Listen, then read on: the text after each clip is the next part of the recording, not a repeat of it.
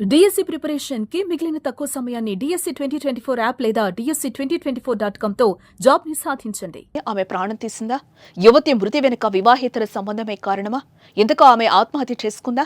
చంపేసి ఆత్మహత్యగా చిత్రీకరిస్తున్నారా? యూట్యూబర్ మధుమతి మృతి కేసు సంచలనం రేపుతోంది.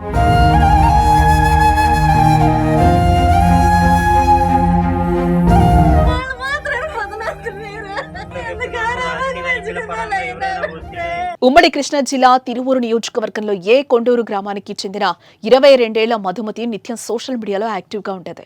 కాసింత అందంగా ఉండడంతో ఇన్స్టాగ్రామ్ లో రీల్స్ చేయడం మొదలుపెట్టింది. రోజు రోజుకు తన రీల్స్ కు ఫాలోవర్స్ పెరగడం గమనించింది.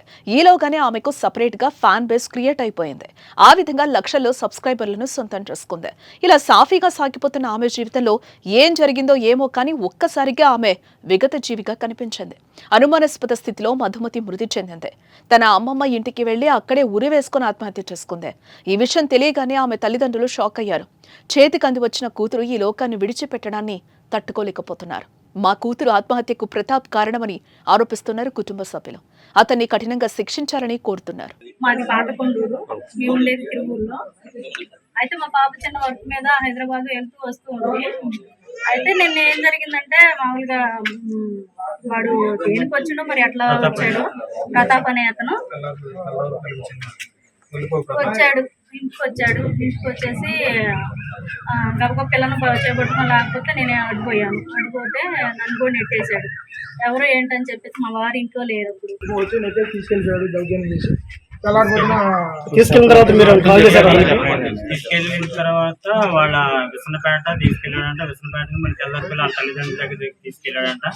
అక్కడ ఏ వాగ్వాదం దగ్గర తిరిగి తర్వాత మళ్ళీ మా అత్తగారి ఇంటికి తీసుకొచ్చారంట.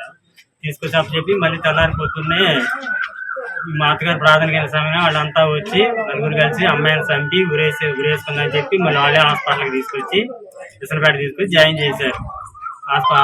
డాక్టర్ గారు చనిపోయినట్టు నిర్ధారించారు. తర్వాత మేము వేరే ఫ్రెండ్ బంధువుల ద్వారా తెలుసుకున్న విషయం. మాకైతే వాళ్ళు ఎటువంటి విషయం తెలియజేయలేదు. మాకు బంధువుల ద్వారాగా తెలిస్తేనే మేము వచ్చాము. తీసుకెళ్ళి కనీసం ఇన్ఫర్మేషన్ కూడా ఇవ్వలేదు.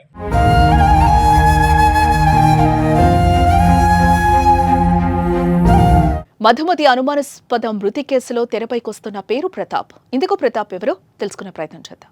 రీల్స్ చేస్తున్నప్పుడు పరిచయమో ఏమో తెలియదు కానీ గత కొన్ని రోజుల నుంచి ప్రతాప్ అనే వ్యక్తితో మధుమతి క్లోజ్ గా ఉంటున్నట్లుగా తెలుస్తోంది. అయితే ఇదే విషయంపై మధుమతిని తల్లిదండ్రులు కూడా హెచ్చరించారంట. ఈ నేపథ్యంలోనే మధుమతి అనుమానాస్పద స్థితిలో మృతి చెందడంతో ప్రతాప్ పై మృతురాలి తల్లిదండ్రులు అనుమానం వ్యక్తం చేస్తున్నారు. ఇక తల్లిదండ్రుల ఫిర్యాదుతో కేసు నమోదు చేసుకున్న పోలీసులు మధుమతి ఎవరితో చాటింగ్ చేస్తుంది, ప్రతాప్ తో ఎంతసేపు మాట్లాడింది, ఫోన్ డేటా ద్వారా సేకరిస్తున్నారు. మరోవైపు మధుమతి పేరెంట్స్ అనుమానం వ్యక్తం చేసిన ప్రతాప్ ను విచారించాలని భావిస్తున్నారు. మొత్తానికి మధుమతిది హత్య, ఆత్మహత్య అనేది తేల్చే పనిలో నిమగ్నమయ్యారు పోలీసులు.